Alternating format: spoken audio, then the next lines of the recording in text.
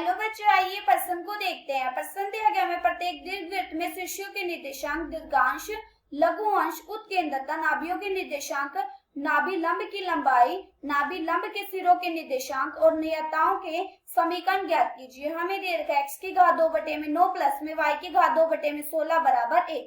बच्चों इस प्रश्न की जो हमारी मुख्य अवधारणा वो क्या बनती है? मुख्य अवधारणा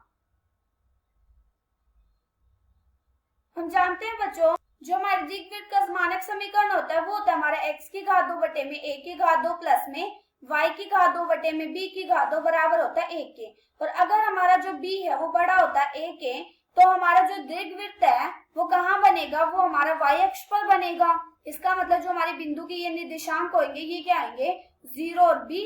और इस बिंदु के निर्देशांक हमारे क्या आएंगे? 0 और -b। और इसमें जो हमारा f1 और f2 होगा उसके निर्देशांक क्या होंगे? हमारे f1 और f2।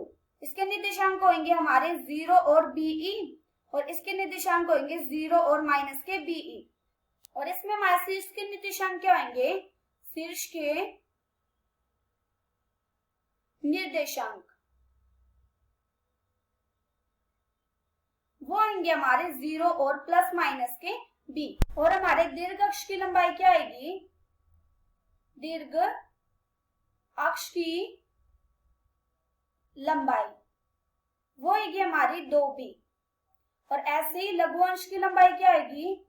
लघु अंश की लंबाई वो आएगी हमारी 2a। और हम जानते हैं इसकी हमारी उत्केंद्रता क्या होगी? उत्केंद्रता जब हमारा b बड़ा होगा a से तब हमारा e बराबर होगा वर्गमूल 1 माइनस में a की घात 2 बटे में b की घात 2। और हमारे नाभि के निर्देशांक क्या आएंगे? नाभि के निर्देशांक वो आएंगे हमारे 0 और प्लस माइनस be। और हमारी नाभि लंब की लंबाई होगी, नाभि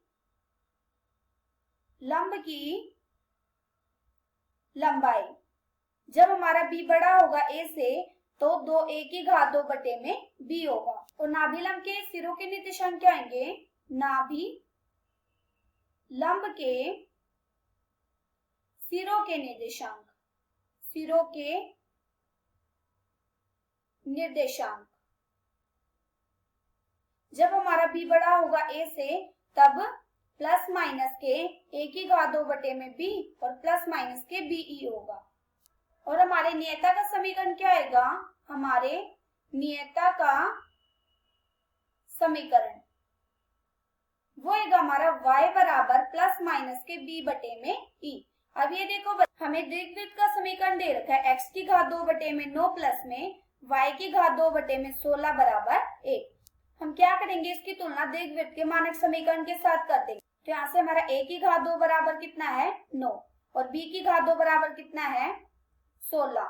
यहाँ से हमारा a का मान कितना है? 3 और b का मान कितना है? 4।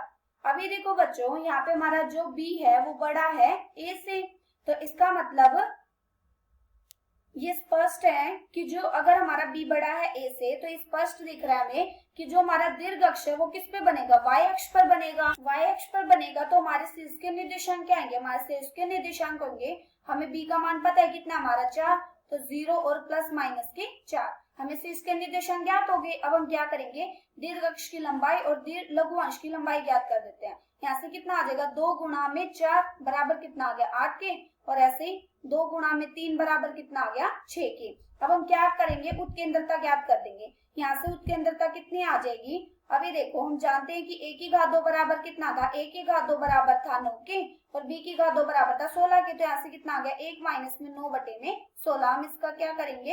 एलसीएम कर देते हैं। तो यहाँ से आ जाएगा 16 माइनस में 9 बटे में 16। 16 में से 9 गए कितना आ गया? ये आ गया वर्गमूल 7 बटे में 4। हमें उत्केंद्रता भी ज्ञात होगी। अब हम क्या करेंगे? नाभि के निर्देशांक ज्ञात कर देंगे। यहाँ से कितना आ जाएगा? यहाँ से आ जाएगा 0 और b का मान कितना था? हमारा 4 और e का मान कितना निकला? वर्गमूल 7 बटे में 4। 4 से 4 कट जाएगा। यहाँ से कितना आ गया? 0 और प्लस माइनस के वर्गमूल 7। हमें क्या ज्ञात हो गया? नाभि के निर्देशांक भी ज्ञात होगी। अब हम क्या करेंगे? नाभि की लंबाई ज्ञात कर देते हैं। हम जानते हैं कि a की घात 2 बराबर क्या था 9 और b बराबर क्या था 4, तो यहाँ से कितना आ गया 2 गुना में 9 बटे में 4, ये 2 से कट जाएगा, 2 दूनी 4, कितना आ गया 9 बटे में 2। हमें क्या ज्ञात हो गया, नाभि लंब की लंबाई भी ज्ञात होगी। अब हम क्या निकाल देंगे, नाभि लंब के सिरों के निर्देशांक निकाल देंगे। यहाँ से कितना आ जाएगा, अभी देखो a की घात 2 बराबर क्या था 9, तो प्लस माइनस के 9 बटे में 4, और ऐसे ही प्लस माइनस के b का मान 4 था ना हमारा, तो 4 गुना में वर्गमूल 7 बटे में 4। यहाँ से कितना आ गया, 4 से 4 कट जाएगा, कितना आ गया प्लस माइनस के 9 बटे में 4 और प्लस माइनस के वर्गमूल 7। हमें क्या ज्ञात हो गया, नाभि लंब के सिरों के निर्देशांक भी ज्ञात हो गए। अब हम क्या करेंगे, नियता का समीकरण ज्ञात कर देते हैं। तो यहाँ से कितना आ जाएगा, b का मान कितना था हमारा 4, तो प्लस माइनस के 4 बटे में e का मान कितना था वर्गमूल 7 बटे में 4, यहाँ से कितना आ गया प्लस माइनस के 16 बटे में वर्गमूल 7। ये हमें क्या ज्ञात हो गया, ये हमें नियता का समीकरण ज्ञात हो गया। आशा करती हूँ कि बच्चे आप सबको समझ आया होगा। धन्यवाद।